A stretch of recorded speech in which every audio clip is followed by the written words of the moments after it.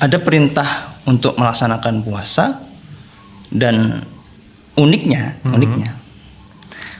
waktu itu belum ada aturan waktu. Bisa dikatakan hampir 23 jam puasa itu. Menelan ludah selama ludah itu masih belum keluar dari wilayah.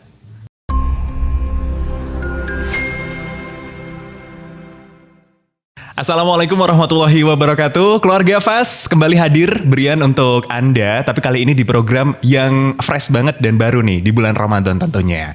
Nah, acaranya adalah ngopi bareng santri. Ngobrol inspirasi bareng santri. Nah, yang namanya ngobrol tentunya berian gak sendiri. Saat ini sudah ada Ustadz Nur Rohim Muin. Nah, sebelumnya kita sapa dulu aja biar ya ada keakraban di antar kita ya kan. Assalamualaikum Aim. Waalaikumsalam warahmatullahi wabarakatuh. Gimana kabarnya? Alhamdulillah hari ini sehat selalu. Alhamdulillah. Tentu ya kita harus kesehatan di era pandemi itu sangat penting ya. Kalau dulu kan cuma basa-basi nanya kabar. Nah sekarang kayaknya penting banget. Nah kita akan ngebahas sebuah tema tentunya di episode pertama ini karena ini adalah episode pertama. Jadi mungkin kita akan awali dulu Aim. Saya pengen nanya nih, kira-kira gimana sih sebenarnya sejarah bulan Ramadan itu? Oh iya. Di antara salah satu rukun Islam, ada 5 kan rukun Islam. Nah itu di antara yang biasa kita laksanakan oleh seluruh umat Islam di seluruh dunia, itu puasa. Yeah. Puasa itu sebenarnya ibadah puasa itu sebenarnya ini Mas Brian, sebelum umat Islam itu ada, itu umat-umat terdahulu juga sudah mengenal istilah puasa. Dan mungkin tata caranya saja yang berbeda. Nah, sejarah dari puasa ini sebenarnya diwajibkannya ketika Kanjeng Nabi Muhammad SAW itu sudah hijrah ke Madinah. Atau tepatnya di sekitar 1,5 tahun setelah beliau hijrah dari Mekah menuju Madinah. Jadi tidak dari awalnya Islam diturunkan atau Islam itu didakwahkan oleh Kanjeng Nabi, enggak. Tapi 1 tahun setelah beliau hijrah, dan itu ada di bulan Sya'ban.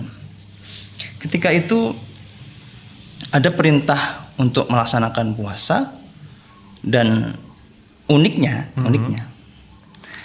waktu itu belum ada aturan waktu.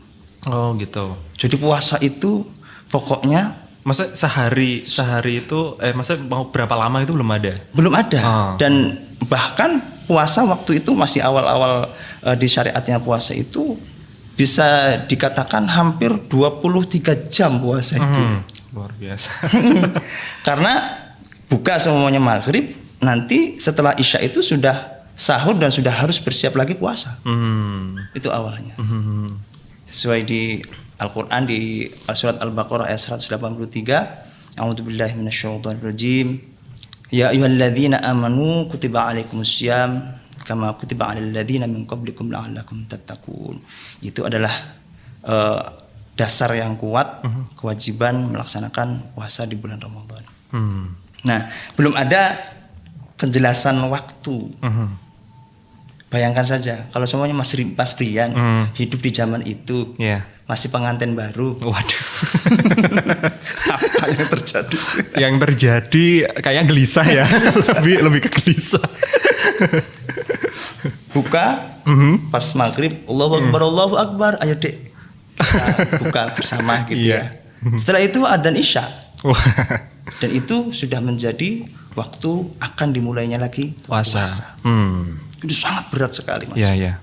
Sangat berat sekali. Dan ada satu kisah yang memang unik sekali terjadi di awal-awal syariat puasa itu. Ketika ada salah satu sahabat, ya mungkin sama kan Mas Brian juga pengantin baru ya? Saya ya bisa dibilang baru lah. Baru 2 tahun.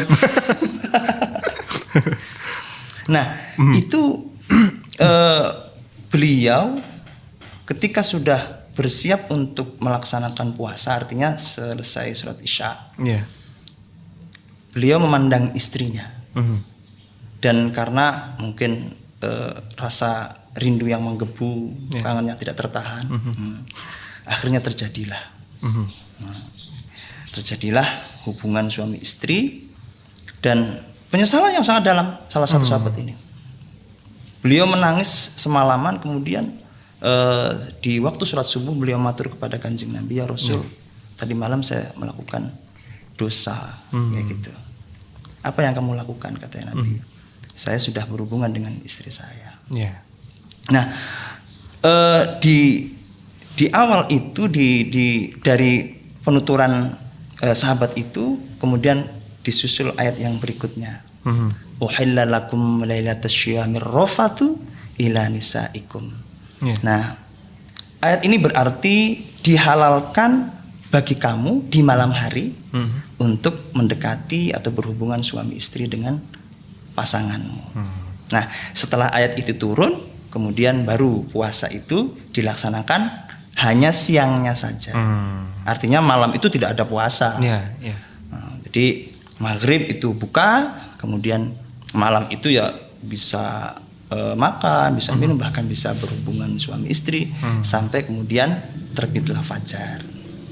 Baru kalau sudah fajar kita dilarang untuk melakukan sesuatu yang bisa membatalkan puasa, seperti makan dan minum sebagainya. Itu awal sejarah dari bulan puasa atau bulan Ramadan. Kemudian bagaimana sih awal-awal kejadian yang unik yang ada di bulan puasa itu, dan sampai hari ini alhamdulillah dengan kisah itu ada keberkahan tersendiri.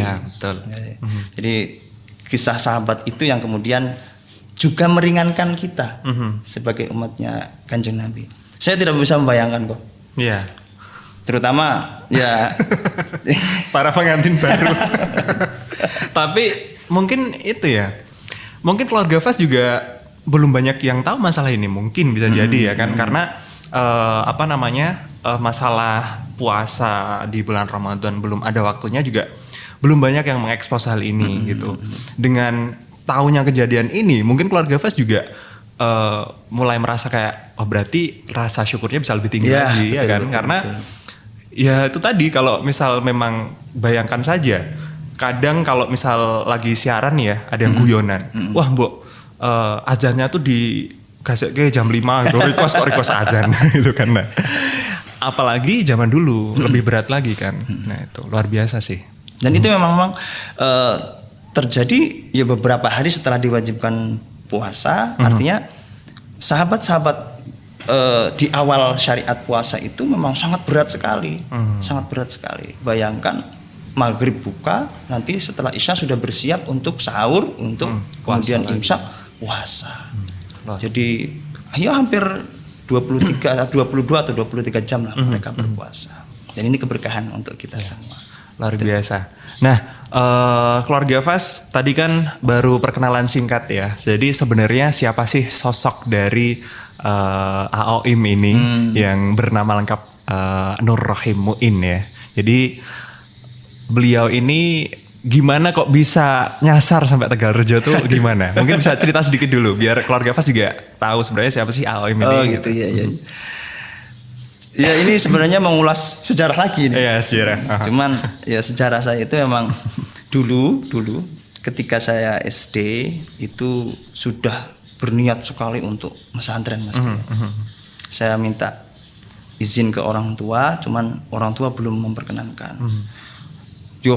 Masih kecil kok mondok gitu, lulus SD kan masih kecil itu kan. Apalagi dulu saya itu emang ya kecil posturnya ya. Literally kecil ya. Wong saya itu dulu Mas Bian, masuk SMA itu tinggi saya 129. Iya, serius. 120. Serius. Dan apalagi waktu SD. Jadi orang tua itu mungkin lebih ke ndak tega saja melepaskan saya untuk pesantren. Nah, di SD itu saya minta izin untuk pesantren tapi saya tidak diperkenankan. Akhirnya ngempet selama SMP itu. Nah, setelah sampai lulus SMP sampai lulus SMP, MTS saya itu setelah lulus itu sudah tidak bisa tertahan lagi untuk pesantren. Dan saya dulu termasuk pengagum Gus Dur. Jadi target utamanya saya adalah saya pengen mondok di pondoknya Gus Dur. Maka berangkatlah saya ke Jawa Timur di Tebing. Saya pesantren di sana. Kemudian setelah itu saya melanjutkan pesantren di Tegalrejo. Kemudian di tahun 2016 saya kembali lagi mesantren di Magelang bersama anak istri saya. Gitu. Jadi ya bagi saya tidak ada kata berhenti untuk belajar, apalagi untuk menggali ilmu-ilmunya Allah seperti itu. Dan Luar biasa. ya seperti itu. Kalau AOM ini kan asli bukan dari sini kan berarti? Bukan. Aslinya dari mana? Saya asli dari Jawa Barat, Mas. Dari Jawa Barat. Ya, itu sejarah kenapa saya manggil AOM gitu ya. Oh gitu ya. biar AOM tuh rasa kangen dengan kampung halamannya tuh bisa terobati lah Iya, dengan iya, iya. sapaan itu. Nggak tahu apakah terobati atau enggak padahal. Padahal kalau saya bersama santri itu saya dipanggilnya Bapak. Jadi berasa tua, Mas.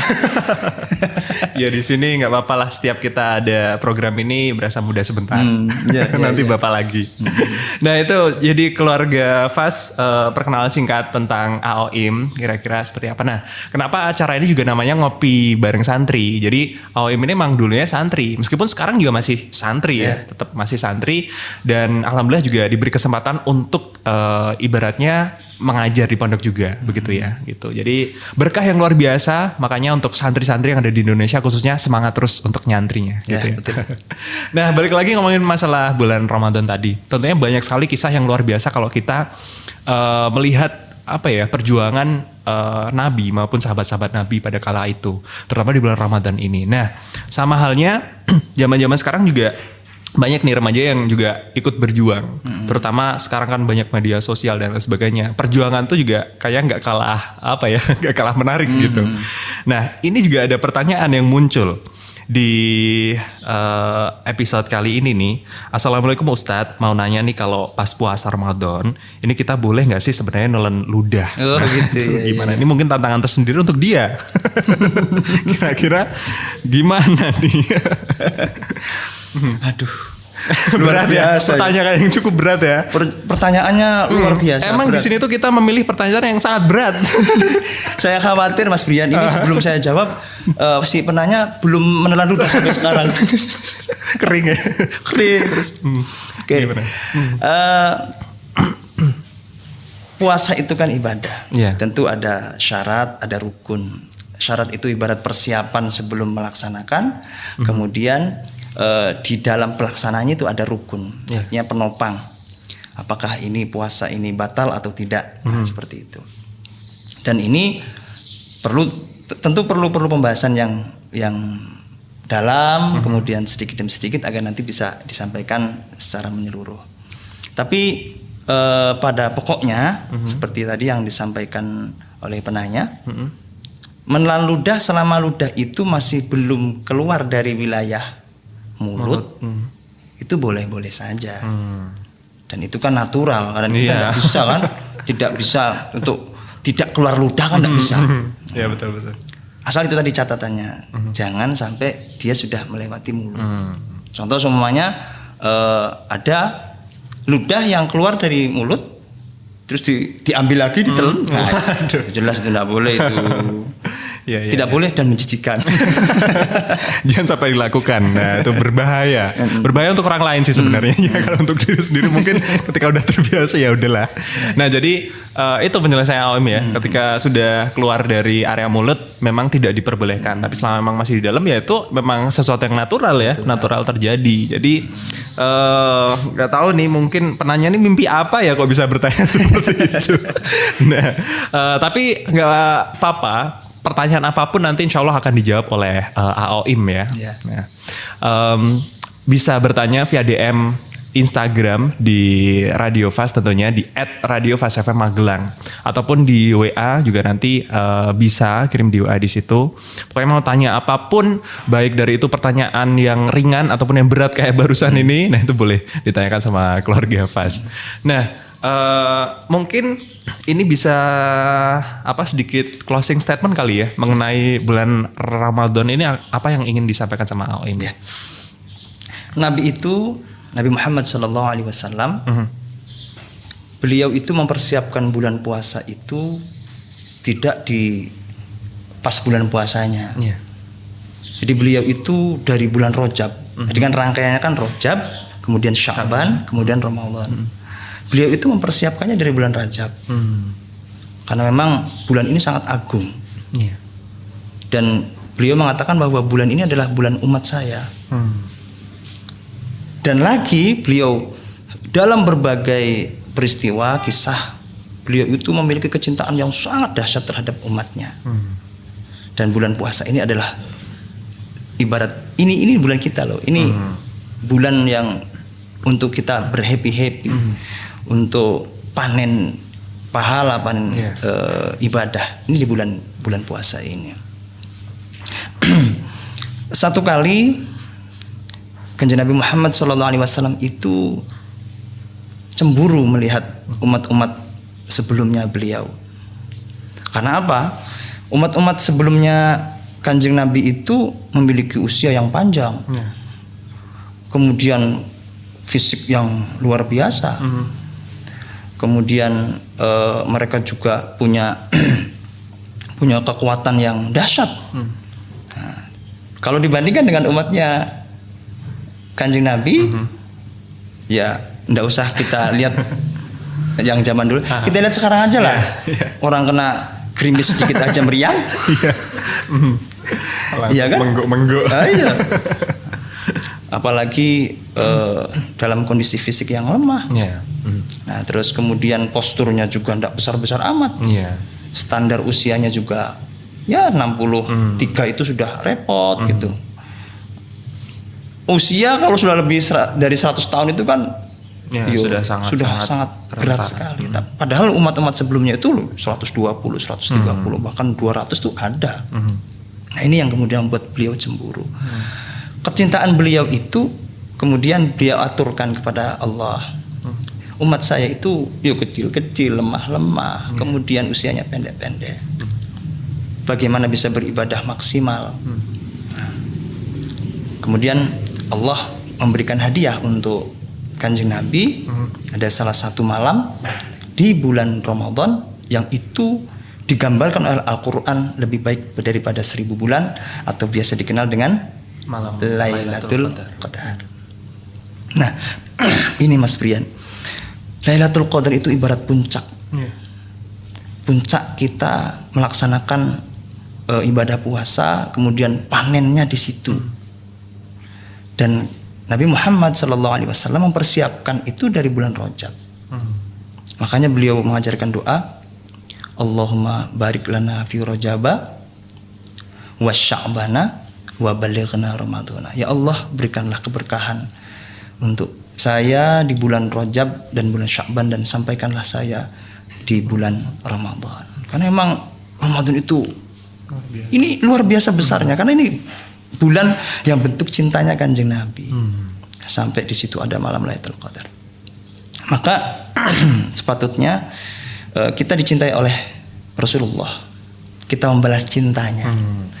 Dengan apa? Dengan kesungguhan kita mempersiapkan kedatangan bulan puasa, kemudian melaksanakan puasa dengan sebaik-baiknya, sehingga puncaknya insya Allah dengan persiapan yang cukup, dengan tata cara puasa yang baik, yang sesuai dengan syarat dan rukunnya, fa insya Allah kita akan mendapatkan anugerah, mendapatkan bulan, mendapatkan hari yang terbaik, malam yang terbaik, yaitu malam Lailatul Qadar. Seperti itu. Allahumma amin. Ya, luar biasa keluarga Fas. Jadi bulan Ramadan memang bulan yang cukup spesial dan tentunya dinanti-nanti oleh seluruh umat Islam ya tentunya. Dan memang seperti Nabi Muhammad menyiapkan itu tidak hanya bulan Ramadannya saja, tapi dari beberapa bulan sebelumnya bahkan ya. Seperti itu.